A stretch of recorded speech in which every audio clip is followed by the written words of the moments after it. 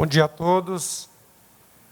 Cumprimento a mesa, que já foi devidamente nominada tanto pelo cerimonial como pelo o presidente da mesa, o Dr. Drayton. Agradecendo a presença tanto dos integrantes da mesa como desse auditório tão seleto que hoje, nessa manhã, nos prestigia aqui com as suas presenças.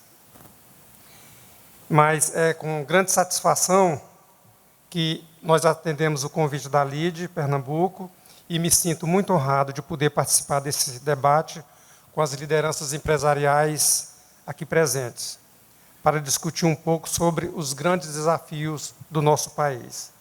Sei que este é um fórum adequado para um debate como esse, pois o empresariado brasileiro aqui representado tem potencial para contribuir para resolver a atual situação delicada da realidade brasileira, pois o empresariado está diretamente ligado tanto ao setor de serviços quanto da indústria e do agronegócio, que tem as maiores participações na formação do PIB brasileiro. E a recuperação da nossa economia é o principal desafio que enfrentamos atualmente. Mas há muitos outros desafios que derivam dessa relevante questão econômica. Problemas críticos desafiam praticamente todos os macro setores do país, como finanças públicas, gestão pública, ambiente regulatório, infraestrutura, desenvolvimento econômico, meio ambiente, saúde, educação, previdência, assistência social, segurança pública e defesa nacional. O Tribunal de Contas da União tem estado atento a essas questões e tem atuado por meio de diversas ações de controle, no sentido de contribuir para o aperfeiçoamento dos serviços públicos e, consequentemente, para a superação desses desafios. Os principais resultados dessas ações de controle foram compilados em um documento que denominamos de o TCU e o Desenvolvimento Nacional, Contribuição para a Administração Pública. O documento traz uma síntese de proposições de cunho estratégico emanada da nossa Corte de Contas para diversos setores do governo e apresenta propostas de melhoria baseadas em trabalhos relevantes que avaliaram o uso de recursos governamentais com impacto direto para o cidadão. Então, eu passo a seguir a fazer uma breve apresentação sobre essa proposta que nós nos dispusemos hoje aqui.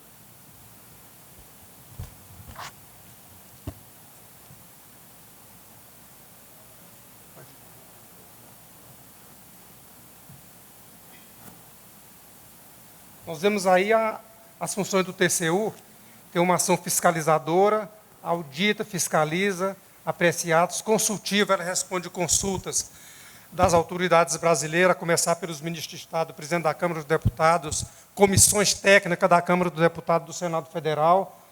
Nós temos a prestação de informações ao Congresso Nacional, ao Ministério Público da União. Temos a função judicante, que é uma função importante do Tribunal de Contas da União, que julga conta dos gestores. Nós temos a competência sancionadora, que aplica sanções e penalidades, tanto a pessoas físicas como a pessoas jurídicas, e temos também a corretiva, que fixa prazos e susta atos que ele, após ser auditado, considera legais. Então, temos também, a lei nos atribui uma função importante, que é a normativa, que expede atos normativos, que é de cumprimento obrigatório por toda a administração pública. E também temos a de ouvidoria, que examina denúncias e representações de todos os cidadãos brasileiros que queiram se manifestar. A nossa composição, para os senhores terem uma ideia, nós somos um tribunal superior, com as mesmas prerrogativas do Superior Tribunal de Justiça. O Superior Tribunal de Justiça são 33 membros. Nós, na condição de um tribunal superior, a nossa composição é de 9 ministros. E temos 4 ministros substitutos, 8 procuradores e 2.418 servidores.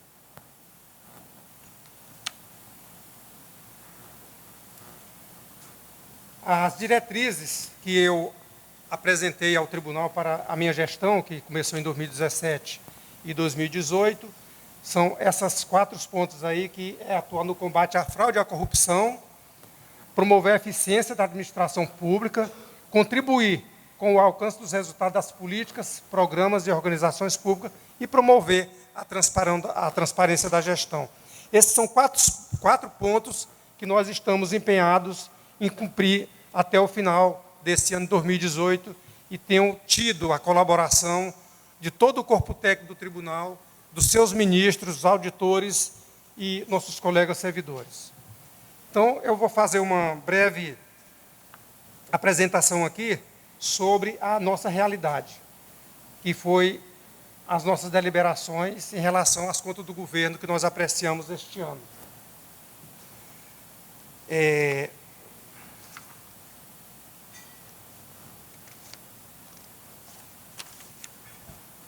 Deixa eu atualizar aqui que eu...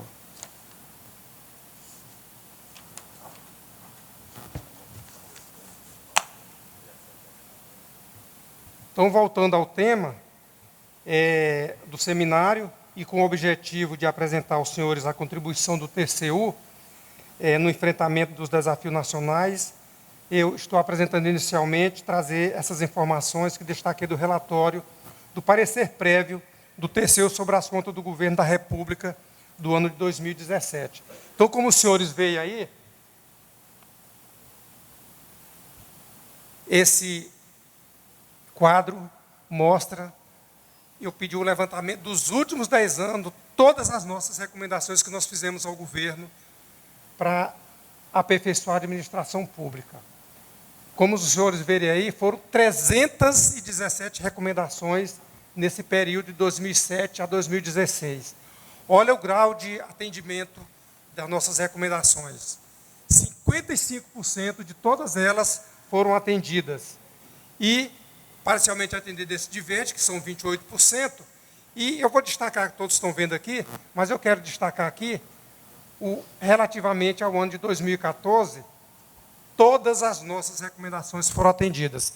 Nós consideramos, e eu considero o ano de 2014 como o ano que ainda não terminou. E todos os senhores sabem o que eu estou dizendo. O próximo slide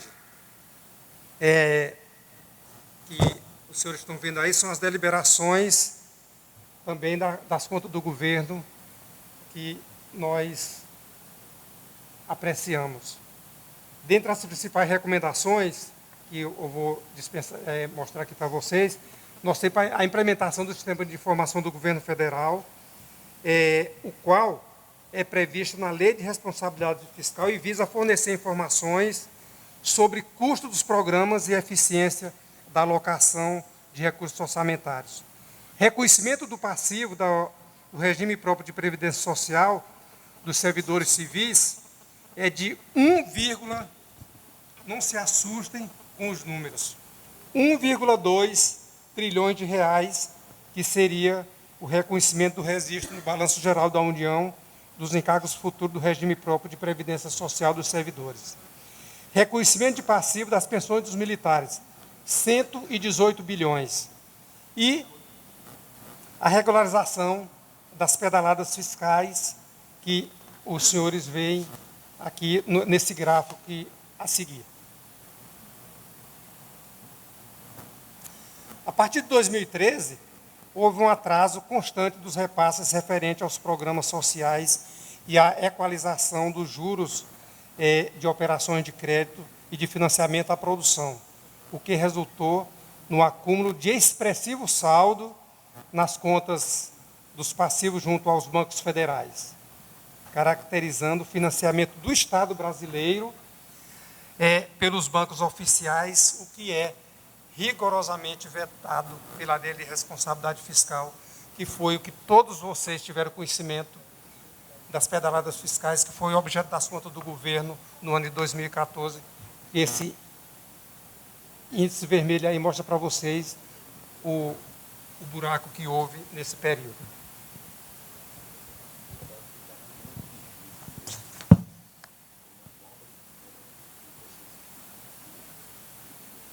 Além disso, houve a emissão de títulos públicos no valor de 425 bilhões de reais em favor do BNDES para implantar o financiamento do setor produtivo.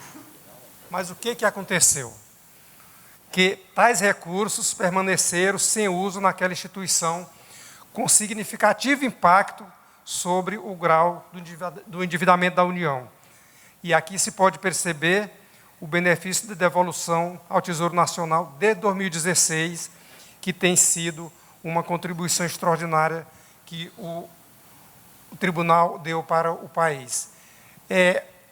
Quando o governo se sentiu numa situação fiscal extremamente fragilizada, então começou-se uma discussão para que o BNDES devolvesse parte desses recursos para a União, porque eles estavam parados lá no BNDES, sem ter sido investido. O que ele estava rendendo lá no BNDES? Juro da dívida pública, para nós pagarmos, e dividendos para ser distribuído entre os servidores do BNDES. Então, nós tomamos a iniciativa de, mesmo antes do governo, porque essa iniciativa, eu quero dizer para os senhores o seguinte, que o tribunal tem um diferencial, aqui estou falando para advogados, para desembargadores, que o tribunal tem um diferencial em relação aos tribunais judiciais. Nós temos iniciativa própria para tomar essas iniciativas. Então, nós tomamos a iniciativa de provocar o tribunal no sentido da legalidade da devolução desses recursos, de parte desses recursos para o Tesouro Nacional. E eu submeti ao tribunal e nós emitimos um acórdão que, no primeiro momento, houve uma devolução. O tribunal concluiu que a devolução era legal e, no primeiro momento, nós fizemos uma devolução de 100 bilhões de reais aos cofres públicos. A redução na dívida pública foi, como os senhores verem aí, de 4 bilhões em 2016 e 290 milhões já em 2017. E fizemos mais, isso uma iniciativa do tribunal. Nós condicionamos essas devoluções, que esse dinheiro não cairia no Caixa Geral da União para ser gasto em qualquer situação. Foi exclusivamente para o abate da dívida pública, do qual nós somos devedores. Com relação às demais ações de controle desenvolvidas pelo TCU, destaco que os principais resultados dessas ações foram compilados em um documento chamado TCU e o Desenvolvimento Nacional, que eu já falei para vocês aí, que vai ser distribuído. Esse documento traz uma síntese de proposições de cunho estratégico, emanados por a Corte de Contas para diversos setores do governo e apresenta propostas de melhoria baseados em trabalhos relevantes. Eu passo, então, a seguir a apresentar uma síntese do entendimento do TCU, contemplando os julgados mais recentes acerca das medidas a serem adotadas em setores estratégicos, a fim de que seja possível alavancar o desenvolvimento do nosso país e superar esses desafios. Eu falei aqui para vocês de julgados, porque nós, membros do tribunal, ministro do tribunal, nós estamos sujeitos à lei orgânica da Magistratura Nacional, não podemos antecipar opiniões sobre determinados pontos, então o nosso trabalho foi feito aqui baseado exclusivamente em julgado do tribunal nos últimos anos. Então nós temos aí a segurança pública, que é o debate do momento. Nós temos vários problemas, mas no momento a segurança pública, porque atinge desde o presidente da República até o cidadão mais simples, quando ele levanta cedo para ir para o seu trabalho. Todos são atingidos por essa questão. Então, o fato de o Brasil ser um dos países com maior taxa de homicídios já demonstra que a questão da segurança é um dos maiores desafios nacionais.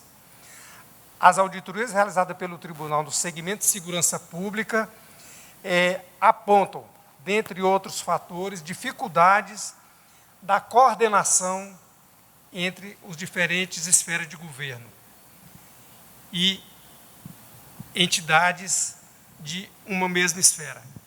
Isso, aqui nós temos o prefeito, que ele deve conhecer muito bem essa questão. Certamente você tem aqui os guardas municipais, e não sei se os guardas municipais se comunicam com a Polícia Militar e a Polícia Militar se comunica com outros setores. Mas o que o tribunal fez? Nós fizemos uma auditoria para oferecer ao governo e identificamos várias fragilidades. E, finalmente, eu tive a oportunidade de verificar que a lei que foi recentemente sancionada pelo presidente da República, que criou o Sistema Único de Segurança Pública, nossos trabalhos que foram apontados em auditorias foram identificados em vários artigos dessa nova lei. Eu cito aqui, por exemplo, os artigos 6º, 9º e o artigo 24, que fala exatamente sobre esses pontos que eu falei para os senhores, sobre a falta de interseção e de comunicação entre o setor da segurança pública e os outros.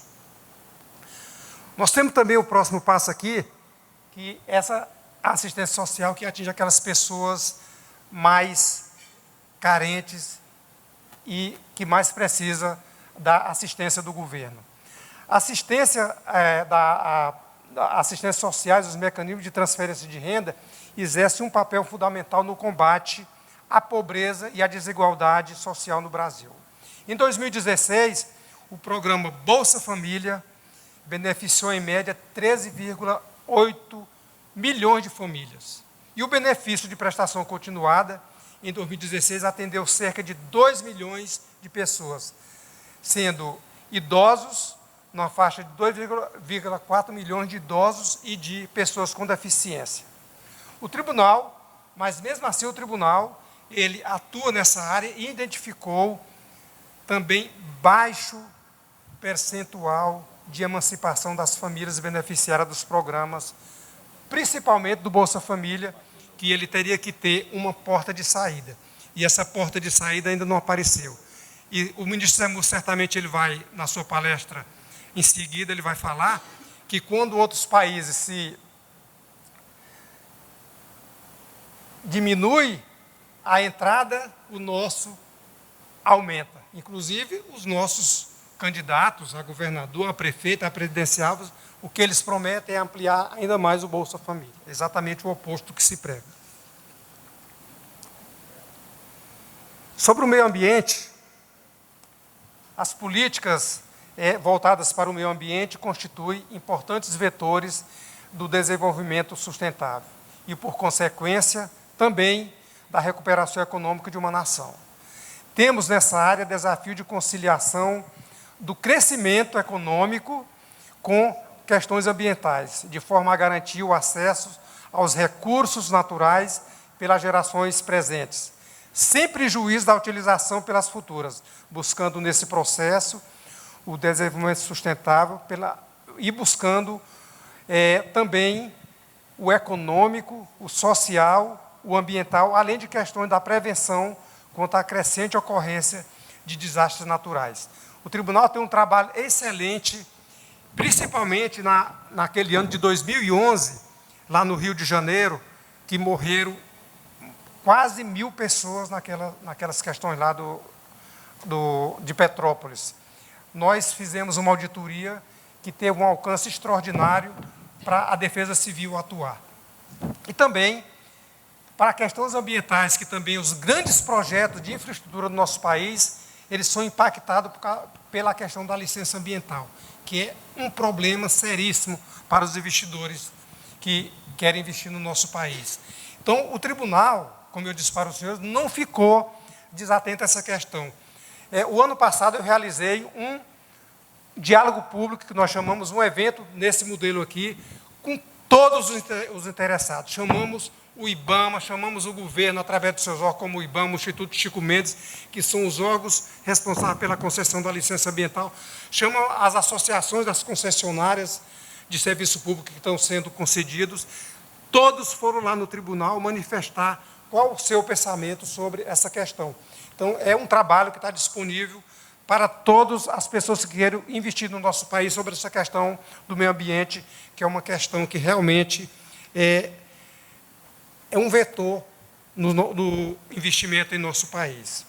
Nós temos também o problema da saúde, que O problema é o seguinte: o aumento progressivo da demanda por diagnósticos e tratamentos torna a missão da assistência à saúde ainda mais desafiadora. O tribunal vem apontando oportunidade de melhoria para o setor, dentre os quais eu destaco: melhorar a qualidade e integridade dos dados da saúde, aperfeiçoar a formação dos conselheiros de saúde, priorizar as ações de atenção básica como forma de manter a sustentabilidade do sistema, apoiar estados e municípios no processo de regionalização da assistência à saúde. Também no tocante à regulação dos planos de saúde, que as manchetes dos últimos dias dos jornais, os senhores estão acompanhando, é que quem já contribui com os planos de saúde ainda vai contribuir com mais 40% do tratamento. É importante aperfeiçoar os critérios de reajuste de planos e revitalizar métodos de cálculos, além de adotar medidas para o efetivo ressarcimento ao SUS dos valores correspondentes aos serviços prestados a pacientes detentores do plano de saúde. Essa é uma questão, são bilhões de reais que o governo destina para beneficiários dos planos de saúde, que as operadoras dos planos teriam que devolver para o governo e não se consegue, até hoje, botar essa questão em prática. Eu estou sendo avisado que meu tempo está esgotado, mas eu tenho mais duas questões que eu quero falar e não posso deixar de falar aqui, que é da educação. Simplificando a questão da educação, a atuação do tribunal, em 4 pontos que nós identificamos. Sendo o primeiro ponto, que está relacionado à garantia de acesso e permanência do aluno na escola. Esse é um dos primeiros pontos. Nós temos um segundo ponto, e que é um desafio para todos nós, que é a melhoria da qualidade na educação. Sem professores remunerados, sem escolas equipadas, confortáveis, sem alimentação escolar, não tem como melhorar a educação. O doutor Júlio sabe muito bem disso, que é gestor municipal, que está mais próximo dos problemas, ele sabe muito bem dessa questão. Nós temos um terceiro desafio também, que é a carreira do magistério. Foi votada uma lei que é o piso nacional de salário dos professores do ensino básico. Até hoje, esse assunto está engateando.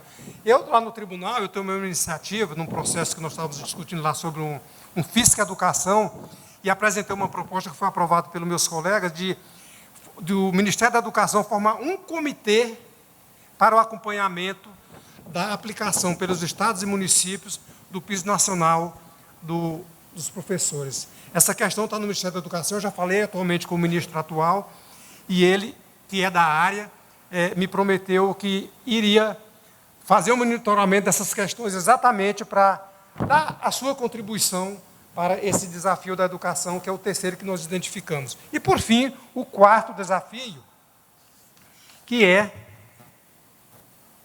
o de resolver o problema do financiamento da educação. Esse é um grande problema que nós temos. Ela hoje está dividida entre União, Estado e município, mas é uma questão que ainda não está resolvida. Temos o FIES, que é um problemão para o governo. O tribunal fez uma grande auditoria no FIES, identificou, foi até o ministro José Jorge, que ele não está aqui, que ele está participando de reunião do conselho de uma empresa, foi até o ministro José Jorge que fez essa auditoria e identificou várias lacunas e que precisam ser identificadas e resolvidas, mas até hoje ainda não se resolveu essa questão. Eu queria mostrar aquelas duas últimas questões que era para encerrar. Só para encerrar a minha apresentação, que eu estou deixando a Previdência Social também para trás, para que dê oportunidade para o ministro Zé Múcio e depois o auditório se manifestar. Mas eu quero mostrar aqui para os senhores uma questão que eu selecionei, que eu não poderia deixar de trazer aqui para os senhores.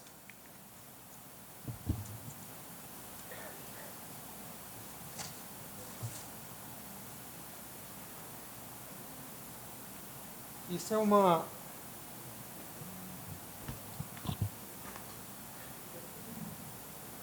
é uma questão dos leilões de petróleo, que é patrocinado pela ANP. E o TCU atuou nessa 15ª rodada de concessão de petróleo, promovida pela ANP, tendo encontrado, basicamente, os seguintes problemas. E eu vou citar aqui para os senhores. Alguns reservatórios de petróleo, que é esse na cor verde da figura,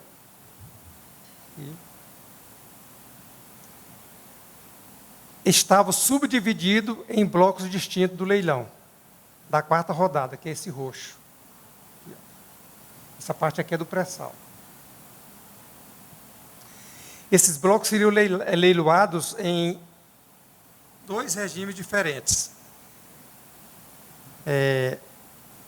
O da 15ª rodada, que era do regime de concessão, e o da 4ª rodada, que era o regime de partilha.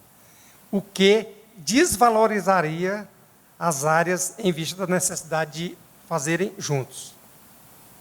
A definição dos parâmetros técnicos e econômicos utilizados na licitação não foi adequadamente fundamentada, apontando para uma subestimativa, veja só, para uma subestimativa de receita da União da ordem de 2,37 bilhões de reais.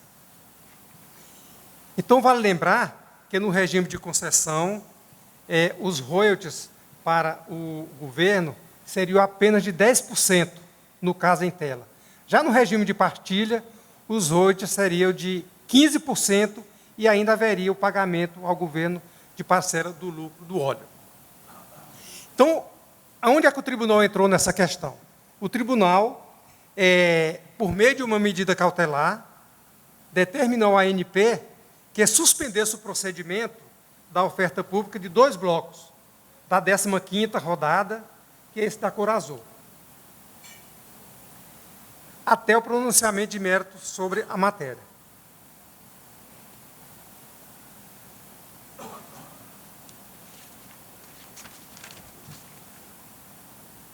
No dia útil seguinte,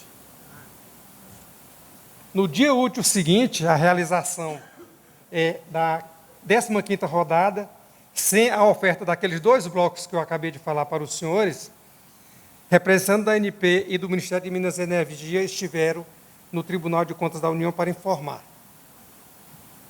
Mas antes de eu dizer o que a ANP foi nos informar, eu trouxe aqui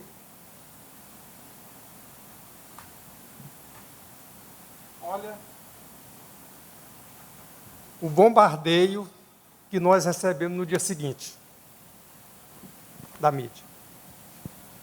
Isso aqui só foi de um dia dessa decisão que o tribunal tomou em relação à retirada desses 2 blocos desse leilão.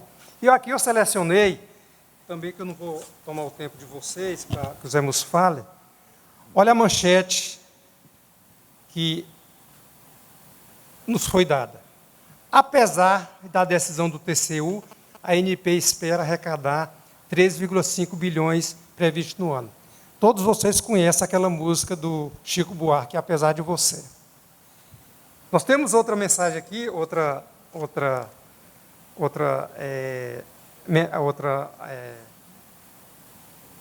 manchete, que diz o seguinte: retirada do bloco não tira brilho do leilão, diz o presidente da ANP. E aqui diz o seguinte, que a decisão do Tribunal de Contas da União de retirar 2 áreas é uma pena, mas não será o suficiente para tirar o brilho do leilão. E aí, eu vou mostrar para os senhores o resultado dessa atuação do tribunal. Com a retirada dos blocos, não afetou a 15ª rodada, com bônus de 8 bilhões de reais, equivalente ao previsto. Seria feita uma nova licitação sobre o regime de partilha, eliminando a subdivisão, que foi aquela que eu mostrei para aquela subdivisão, dos reservatórios de Titã, Saturno e Dione. A previsão de arrecadação com o bônus para as mesmas áreas, que antes era de 7 bilhões, passou a ser de 18 bilhões de reais.